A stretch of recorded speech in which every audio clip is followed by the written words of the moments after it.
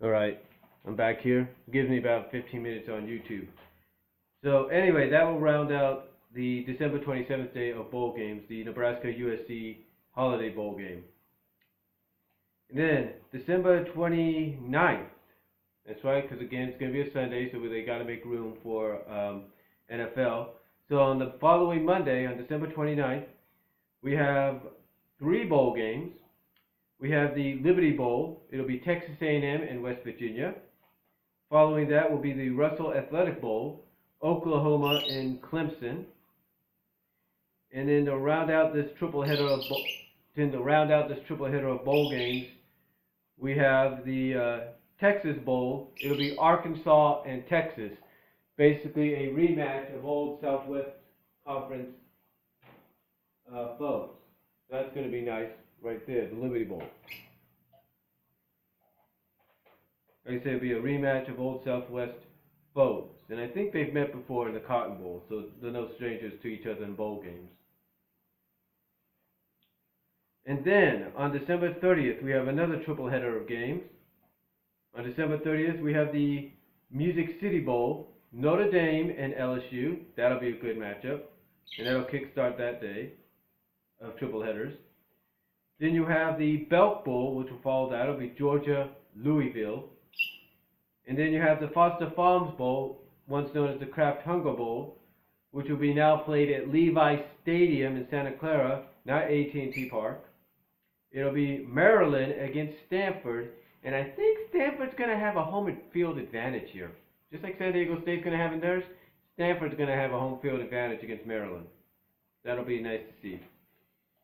And then, New Year's Eve. This is where things get interesting.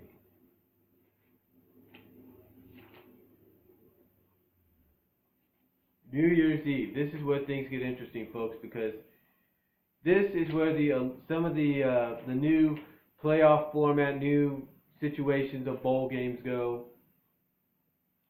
You know, this whole new college football playoff format kind of starts to take shape.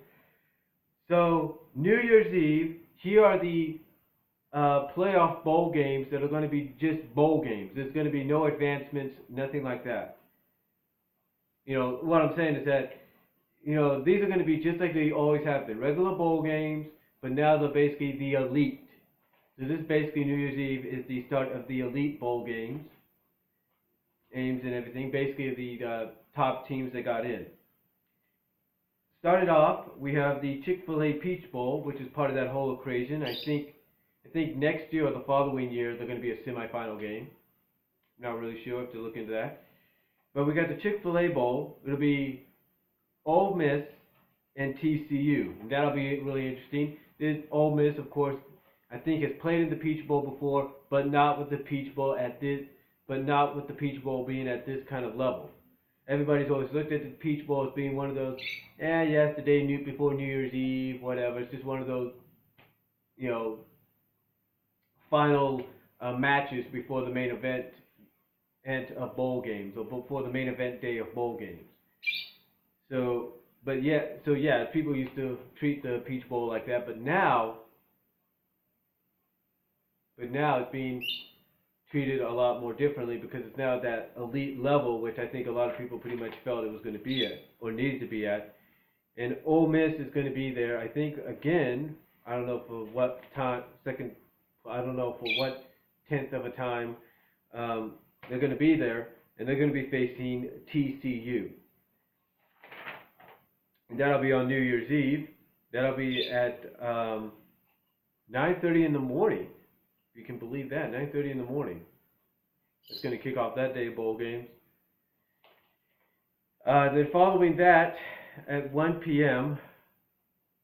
Eastern, on New Year's Eve, following that, we'll have the Fiesta Bowl.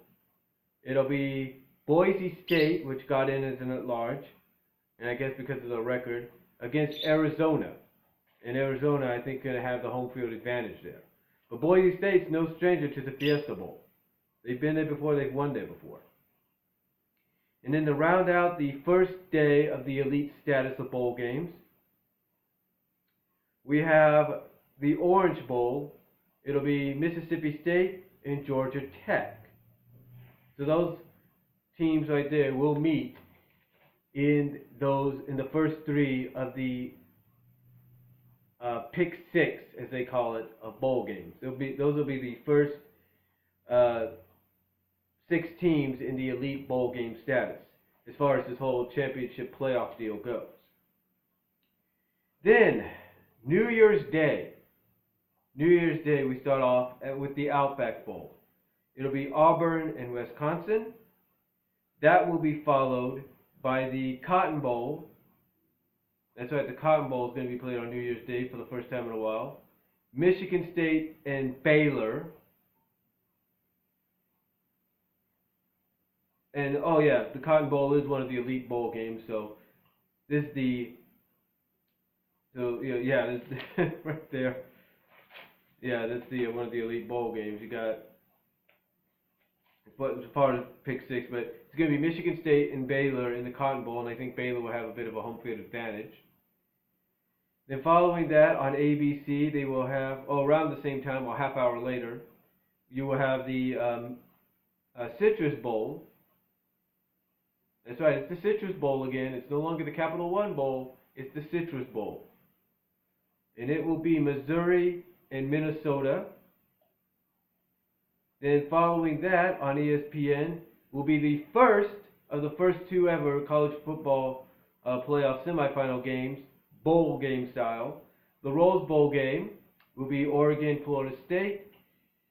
And then following that will be the Sugar Bowl, Alabama, and it'll be Alabama and Ohio State. Yeah. So the Sugar Bowl and the Rose Bowl still going to be looked at as bowl games, but they're going to be kind of looked at as like that, sort of similar to the Final Fours in basketball. I guess you could look at it like that. And then, of course, as the tradition's been going on for the past decade or so now, the post-New Year's Day bowl games. That's right, there are post-New Year's Day bowl games. You have the Tax Slayer Bowl, which was formerly the Gator Bowl. That'll be Iowa and Tennessee. Then you got the Alamo Bowl. Alamo Bowl is going to be now a post-New Year's, maybe New Year's Day bowl game. It's got a good matchup, Kansas State and UCLA.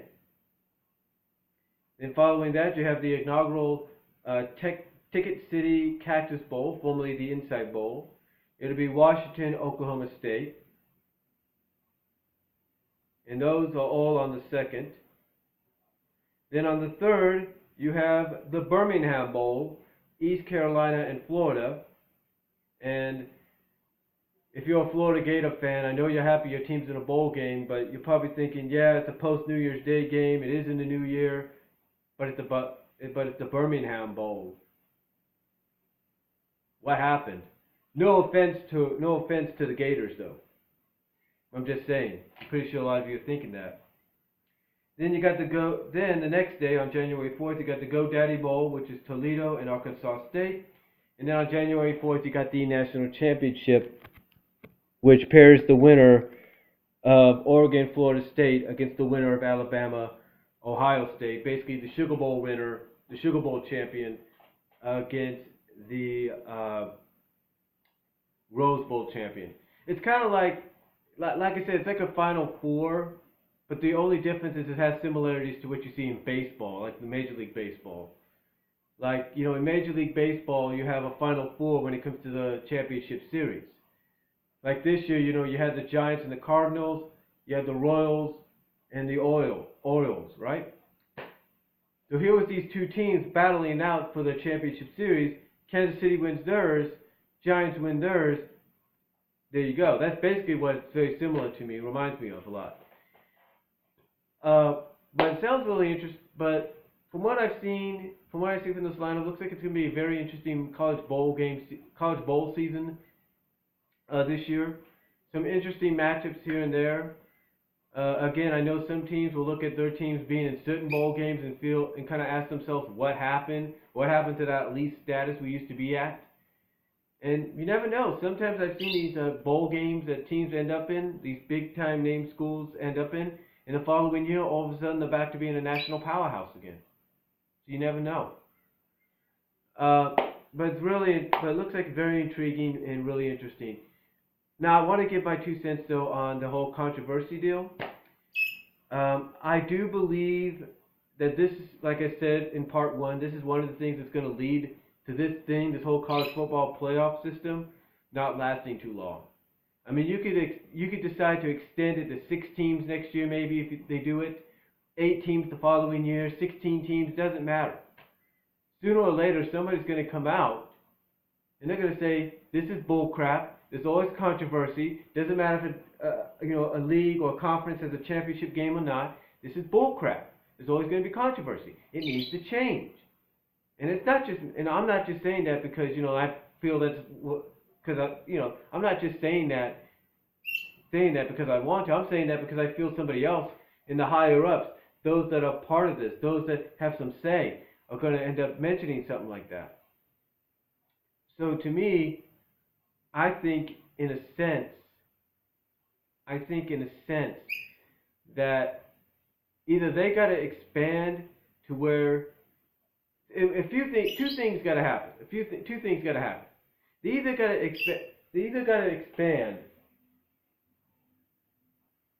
to expand to not 6 but 4 teams. That's one thing that needs to happen. Another thing that needs to happen, or should happen to make it even out, if they don't expand, is for the Big 12 to win the favor of the NCAA and make them realize, look, we have 10 teams, 5 of 5. We can go back to the north-south kind of divisions, or we can make different divisions.